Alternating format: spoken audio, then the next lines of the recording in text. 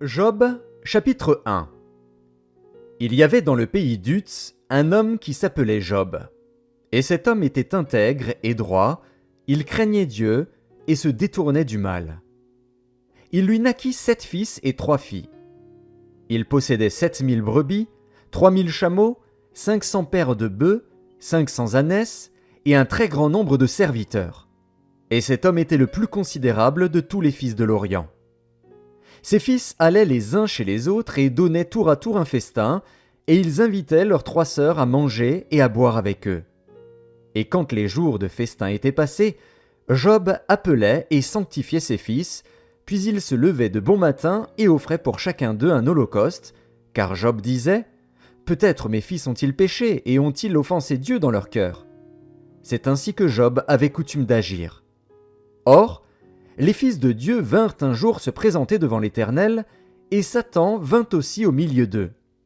L'Éternel dit à Satan, « D'où viens-tu » Et Satan répondit à l'Éternel, « De parcourir la terre et de m'y promener. » L'Éternel dit à Satan, « As-tu remarqué mon serviteur Job ? Il n'y a personne comme lui sur la terre. C'est un homme intègre et droit, craignant Dieu et se détournant du mal. » Et Satan répondit à l'Éternel, « Est-ce d'une manière désintéressée que Job craint Dieu ? Ne l'as-tu pas protégé, lui, sa maison et tout ce qui est à lui ? Tu as béni l'œuvre de ses mains, et ses troupeaux couvrent le pays. Mais étends ta main, touche à tout ce qui lui appartient, et je suis sûr qu'il te maudit en face. » L'Éternel dit à Satan, « Voici, tout ce qui lui appartient, je te le livre. Seulement, ne porte pas la main sur lui. » Et Satan se retira de devant la face de l'Éternel. Un jour que les fils et les filles de Job mangeaient et buvaient du vin dans la maison de leur frère aîné, il arriva auprès de Job un messager qui dit « Les bœufs labouraient et les ânesses paissaient à côté d'eux. Des Sabéens se sont jetés dessus, les ont enlevés et ont passé les serviteurs au fil de l'épée. Et je me suis échappé, moi seul, pour t'en apporter la nouvelle. » Il parlait encore, lorsqu'un autre vint et dit « Le feu de Dieu est tombé du ciel, a embrasé les brebis et les serviteurs, et les a consumés. Et je me suis échappé moi seul pour t'en apporter la nouvelle. » Il parlait encore, lorsqu'un autre vint et dit « Des Chaldéens, formés en 3 bandes, se sont jetés sur les chameaux, les ont enlevés et ont passé les serviteurs au fil de l'épée. Et je me suis échappé moi seul pour t'en apporter la nouvelle. » Il parlait encore, lorsqu'un autre vint et dit « Tes fils et tes filles mangeaient et buvaient du vin dans la maison de leur frère aîné, et voici, un grand vent est venu de l'autre côté du désert et a frappé contre les 4 coins de la maison. Elle s'est écroulée sur les jeunes gens, et ils sont morts. Et je me suis échappé moi seul pour t'en apporter la nouvelle. » Alors Job se leva, déchira son manteau et se rasa la tête. Puis, se jetant par terre, il se prosterna et dit « Je suis sorti nu du sein de ma mère, et nu je retournerai dans le sein de la terre. L'Éternel a donné, et l'Éternel a ôté. Que le nom de l'Éternel soit béni. » En tout cela, Job ne pécha point et n'attribua rien d'injuste à Dieu. Chapitre 2. Or, les fils de Dieu vinrent un jour se présenter devant l'Éternel, et Satan vint aussi au milieu d'eux se présenter devant l'Éternel. L'Éternel dit à Satan, « D'où viens-tu » Et Satan répondit à l'Éternel, « De parcourir la terre et de m'y promener. » L'Éternel dit à Satan, « As-tu remarqué mon serviteur Job ? Il n'y a personne comme lui sur la terre. C'est un homme intègre et droit, craignant Dieu et se détournant du mal. Il demeure ferme dans son intégrité, et tu m'excites à le perdre sans motif. » Et Satan répondit à l'Éternel, « Peau pour peau, tout ce que possède un homme, il le donne pour sa vie. Mais étends ta main, touche à ses os et à sa chair, et je suis sûr qu'il te maudit en face. » L'Éternel dit à Satan, « Voici, je te le livre. Seulement, épargne sa vie. » Et Satan se retira de devant la face de l'Éternel. Puis il frappa Job d'un ulcère malin, depuis la plante du pied jusqu'au sommet de la tête. Et Job prit un tesson pour se gratter et s'assit sur la cendre. Sa femme lui dit, « Tu demeures ferme dans ton intégrité. Maudis Dieu et meurs. » Mais Job lui répondit, « Tu parles comme une femme insensée. Quoi? Nous recevons de Dieu le bien, et nous ne recevrions pas aussi le mal ?» En tout cela Job ne pécha point par ses lèvres. 3 amis de Job, Éliphaz de Théman, Bildad de Shuar et Tsophar de Naama, apprirent tous les malheurs qui lui étaient arrivés. Ils se concertèrent et partirent de chez eux pour aller le plaindre et le consoler. Ayant de loin porté les regards sur lui, ils ne le reconnurent pas, et ils élevèrent la voix et pleurèrent. Ils déchirèrent leurs manteaux, et ils jetèrent de la poussière en l'air au-dessus de leur tête. Et ils se tinrent assis à terre auprès de lui 7 jours et 7 nuits, sans lui dire une parole, car ils voyaient combien sa douleur était grande. Chapitre 3. Après cela, Job ouvrit la bouche et maudit le jour de sa naissance. Il prit la parole et dit, « Périsse le jour où je suis né, et la nuit qui dit, « Un enfant mâle est conçu !» Ce jour, qu'il se change en ténèbres, que Dieu n'en ait point souci dans le ciel, et que la lumière ne rayonne plus sur lui. Que l'obscurité et l'ombre de la mort s'en emparent, que des nuées établissent leur demeure au-dessus de lui, et que de noirs phénomènes l'épouvantent. Cette nuit, que les ténèbres en fassent leur proie, qu'elles disparaissent de l'année, qu'elles ne soient plus comptées parmi les mois. Que cette nuit devienne stérile, que l'allégresse en soit bannie. Qu'elle soit maudite par ceux qui maudissent les jours, par ceux qui savent exciter le Léviathan. Que les étoiles de son crépuscule s'obscurcissent, qu'elle attende en vain la lumière, et qu'elle ne voit point les paupières de l'aurore. Car elle n'a pas fermé le sein qui me conçut, ni dérobé la souffrance à mes regards. Pourquoi ne suis-je pas mort dans le ventre de ma mère? Pourquoi n'ai-je pas expiré au sortir de ses entrailles? Pourquoi ai-je trouvé des genoux pour me recevoir et des mamelles pour m'allaiter?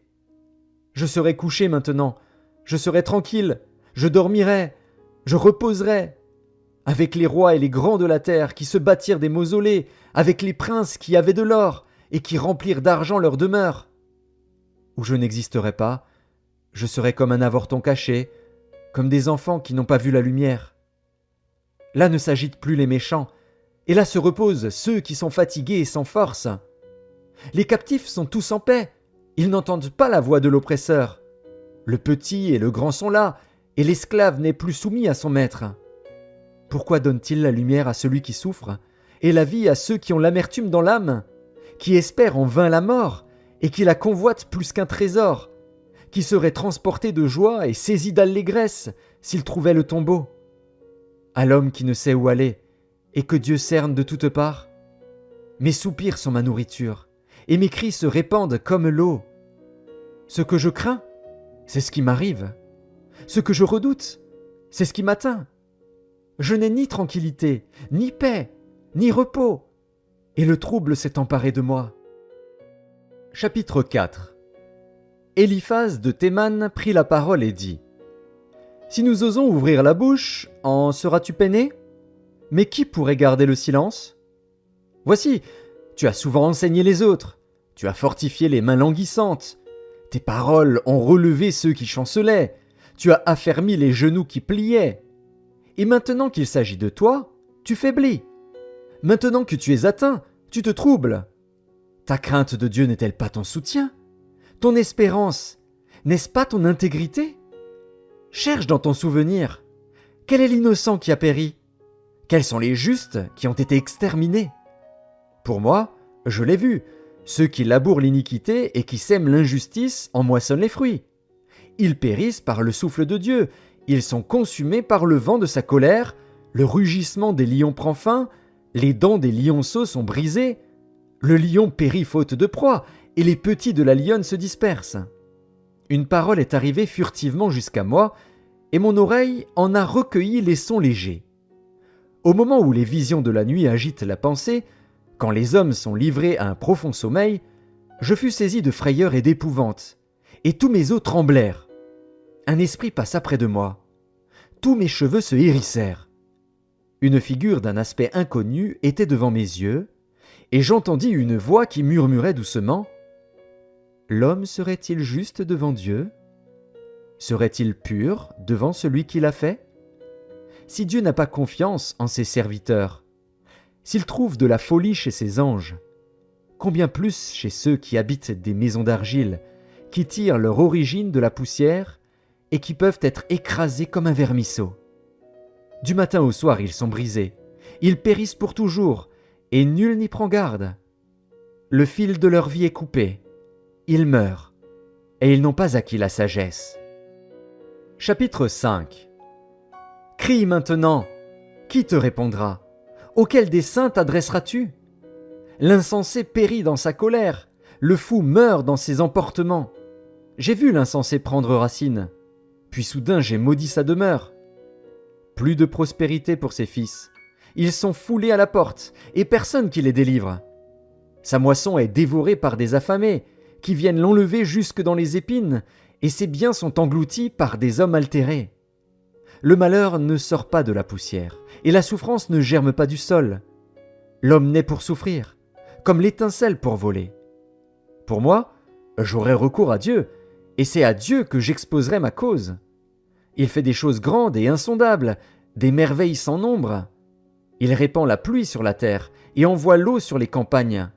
Il relève les humbles et délivre les affligés. Il anéantit les projets des hommes rusés, et leurs mains ne peuvent les accomplir. Il prend les sages dans leur propre ruse, et les desseins des hommes artificieux sont renversés. Il rencontre les ténèbres au milieu du jour, il tâtonne en plein midi comme dans la nuit. Ainsi Dieu protège le faible contre leurs menaces, et le sauve de la main des puissants. Et l'espérance soutient le malheureux, mais l'iniquité ferme la bouche. Heureux l'homme que Dieu châtie. Ne méprise pas la correction du Tout-Puissant. Il fait la plaie, et il la bande. Il blesse, et sa main guérit. 6 fois il te délivrera de l'angoisse, et 7 fois le mal ne t'atteindra pas. Il te sauvera de la mort pendant la famine, et des coups de glaive pendant la guerre. Tu seras à l'abri du fléau de la langue, tu seras sans crainte quand viendra la dévastation. Tu te riras de la dévastation comme de la famine, et tu n'auras pas à redouter les bêtes de la terre. Car tu feras alliance avec les pierres des champs, et les bêtes de la terre seront en paix avec toi. Tu jouiras du bonheur sous ta tente, tu retrouveras tes troupeaux complets, tu verras ta postérité s'accroître, et tes rejetons se multiplier comme l'herbe des champs. Tu entreras au sépulcre dans la vieillesse, comme on emporte une gerbe en son temps. Voilà ce que nous avons reconnu, voilà ce qui est. À toi d'entendre et de mettre à profit.